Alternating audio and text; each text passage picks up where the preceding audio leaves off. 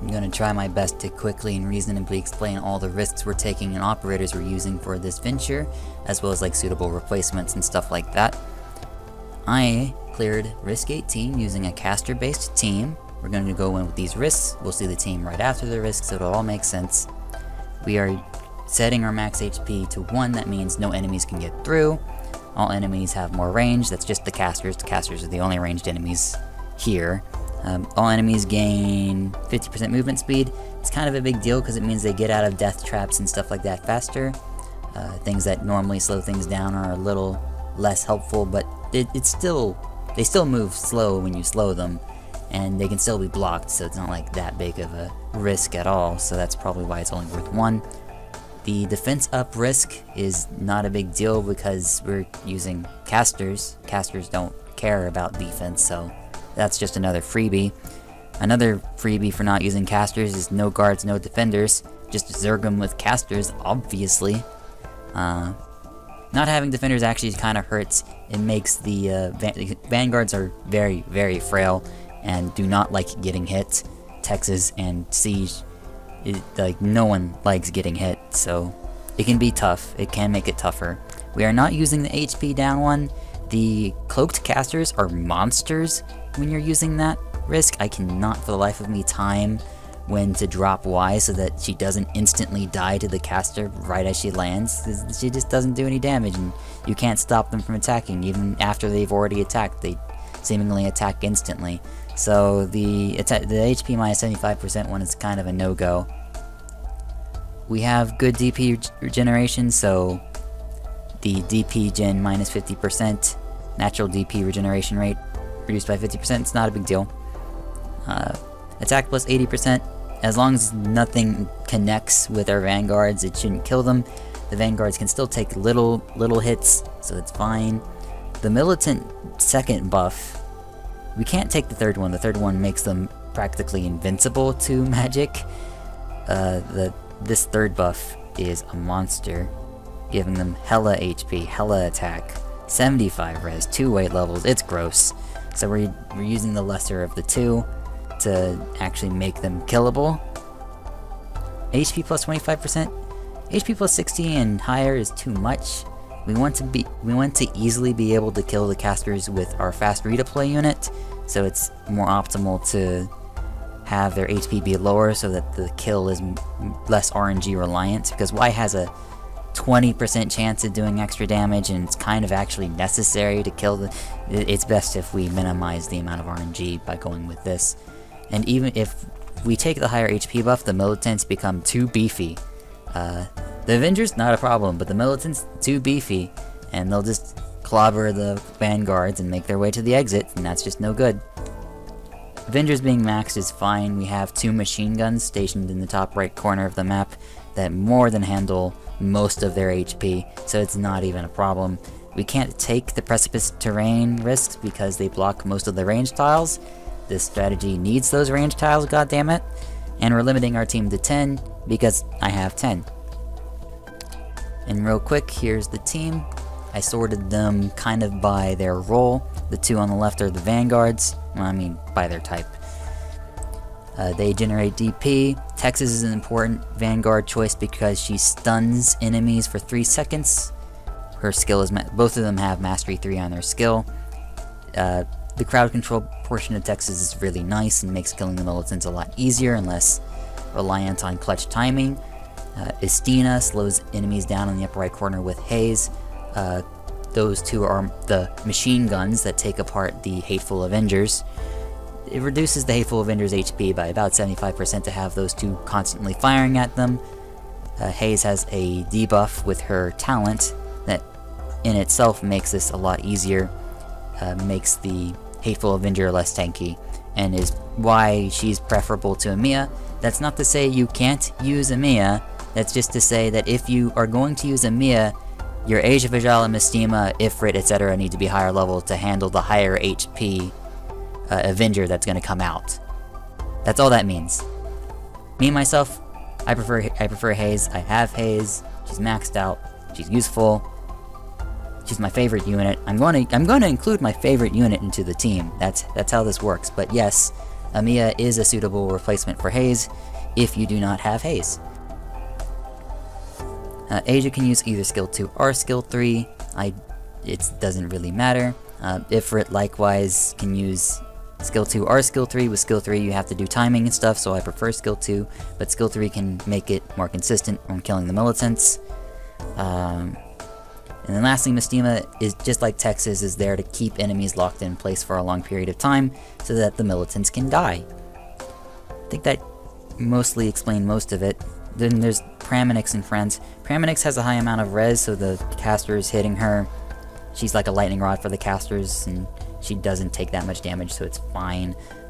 Nightingale can heal Pramainx if she uses her skill, Sanctuary, so that's why I'm using that skill. We put Nightingale in the lower right corner, where she can't really reach anyone, so that's kind of a big deal. Waifu's job is to teleport around the map and punch things to death, or just weaken things in general. It can stop, Waifu can stop militants from killing Texas if you deploy her, she gets her attack debuff off, and then the militant attacks Texas, she'll actually survive the hit, but there's no way to heal Texas, so ideally, not get hit at all. And I think that's a quick wrap up on what everyone is doing here. As for suitable replacements, Mostima can't be replaced, Asia can't be replaced, Haze can be replaced with Amiya if you have her, can't be replaced by Stewart, Stewart is not strong enough, Ifrit can't be replaced, Pramainx can be replaced by Amiya, actually.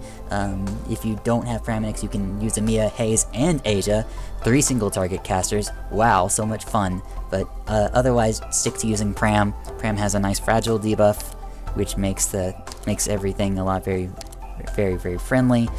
And lastly, I think that's it. I think that explained everything. You can probably use Siege instead of Texas. I'm not sure how that would work. I've used Siege at lower risks and it worked fine, but at this high risk level, the stun is really nice. I don't know if Siege can actually help with it. I know Siege has a bonk hammer that stuns and that it can be good, but I don't think it's consistent. I prefer Texas. Texas is very consistent. That's everything explained. Enjoy the run.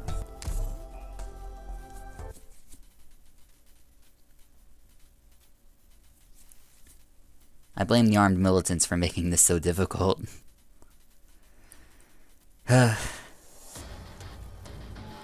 Myrtle first. Activate Myrtle. The moment you can, drop Istina first facing up. And then Texas.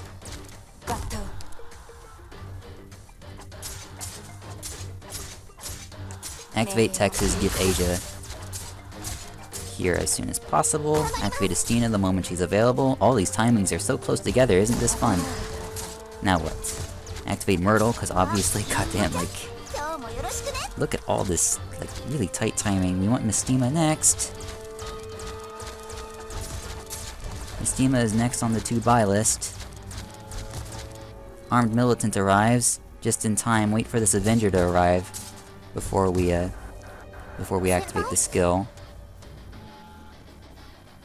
This is a good timing. Activate. Mostima to the right. Pramainx to the right. We want Haze facing right up here. Otherwise that Avenger will have too much health when he gets down there. We'll probably kill Texas. Something we can't afford to happen.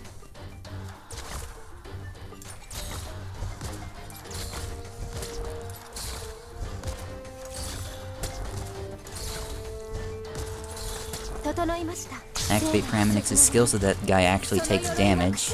Very important. We want to save Mostima's skill for a rainy day. Activate Myrtle.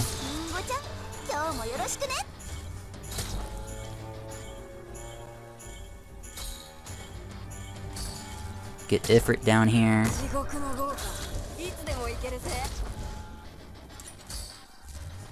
Okay, here it simplifies a bit. Get Nightingale the moment you can, facing left. Istina will get hit once, but that's fine. Now, from here on, we can't let the armed militant ever touch Texas, ever. Ever. Ever. He's never allowed to touch Texas. Because Texas would die. Horribly. We also want to keep Myrtle out as long as possible so that Texas is healed. Quite the complex ordeal. We might have to use Volcano here.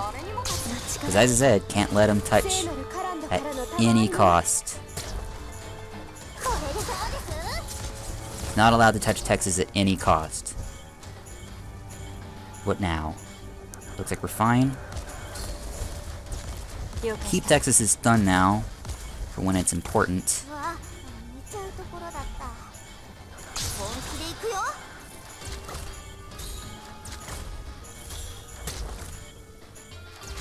Retreat Myrtle, get this Kai killed with Waai. We want Texas on as full health as possible for when the last wave arrives, so that she doesn't get killed by the last cloaked caster. And now we have enough DP, all the DP we need to handle all the threats. But we have to take it slow, otherwise we might miss a threat. Stop this guy the moment he arrives on that tile.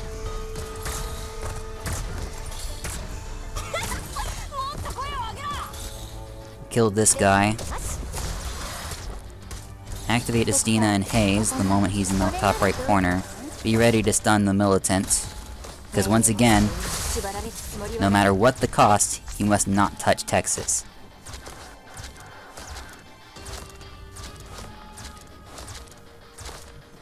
So far so good.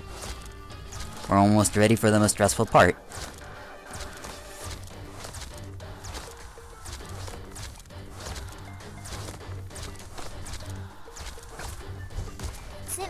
We're gonna volcano these problems away, because I don't like them, and they're not pretty, and they're ugly, and I don't like them, and they're not pretty, and they're ugly. I want to say that's good enough. Yes, it is. Easy. Katana Boy shouldn't be a problem, but just in case it is, he's no longer a problem.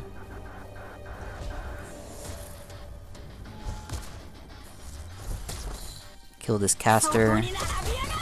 Set this trap here so that we can buy time for Waai to come back.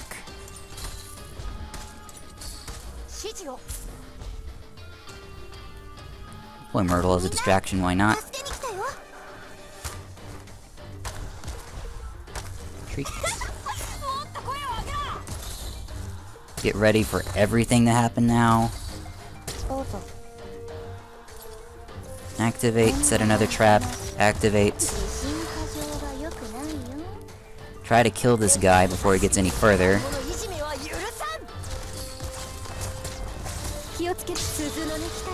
Activate, activate, tele-activate. Get this Kai dead. Good. And we're clear. Now we have Volcano for when the Avenger arrives back around, and we have cleared the map. Wow, that is stressful.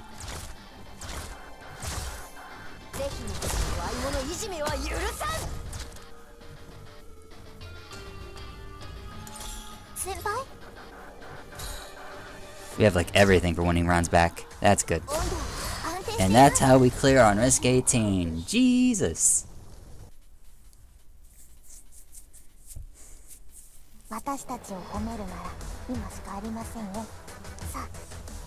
Well, that was fun.